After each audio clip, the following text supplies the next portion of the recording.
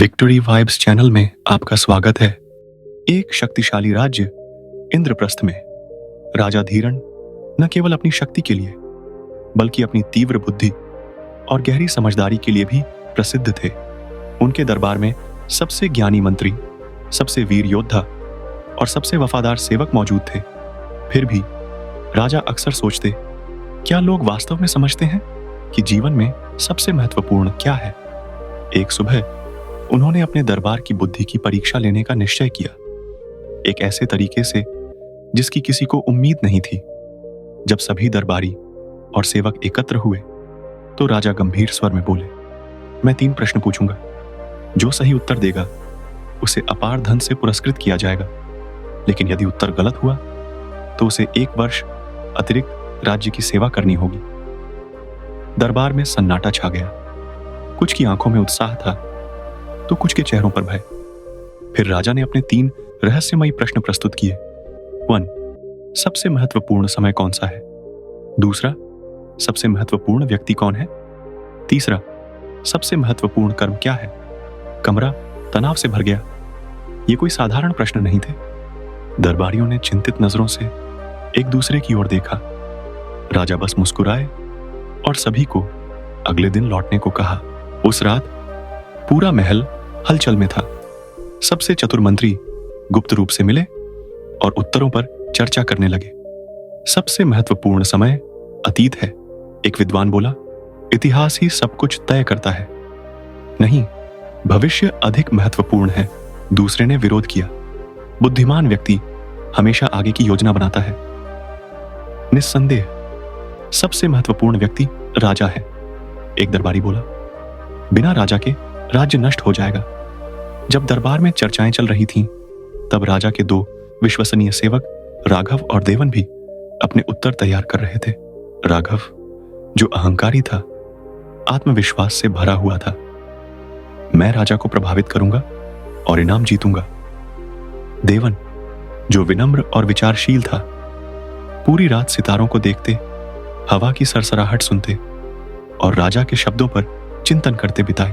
सुबह महल में भारी भीड़ जमा थी। राजा अपने सुवर्ण सिंहासन पर विराजमान थे। उन्होंने राघव को पहले उत्तर देने का संकेत किया। राघव ने गर्व से उत्तर दिया, सबसे महत्वपूर्ण समय अतीत है, क्योंकि इतिहास भविष्य को निर्धारित करता है। सबसे महत्वपूर्ण व्यक्ति राजा है, क्योंकि वही अपनी प्रजा का भाग्य तय करता है। सबसे महत्वपूर्ण कर्म युद्ध है, क्योंकि शक्ति ही राज्य की रक्षा करती है।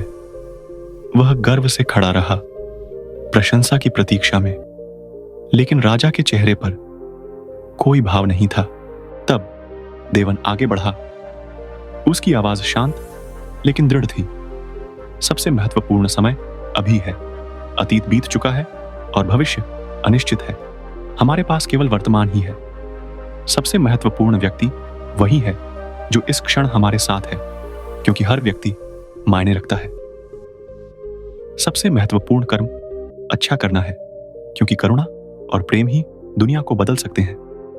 दरबार में सन्नाटा छा गया। कुछ मंत्री गंभीरता से सिर हिलाने लगे, जबकि कुछ हैरान रह गए। राघव का आत्मविश्वास डगमगाने लगा। राजा खड़े हुए। उनकी आंखों में संतोष और गर्वन था।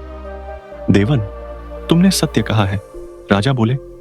जो बहुत से लोग नहीं समझ पाते, वह तुमने समझ लिया। वर्तमान ही हमारा सच्चा समय है। हमारे आसपास के लोग हमारे लिए सबसे महत्वपूर्ण हैं और सबसे महान कर्म अच्छाई है।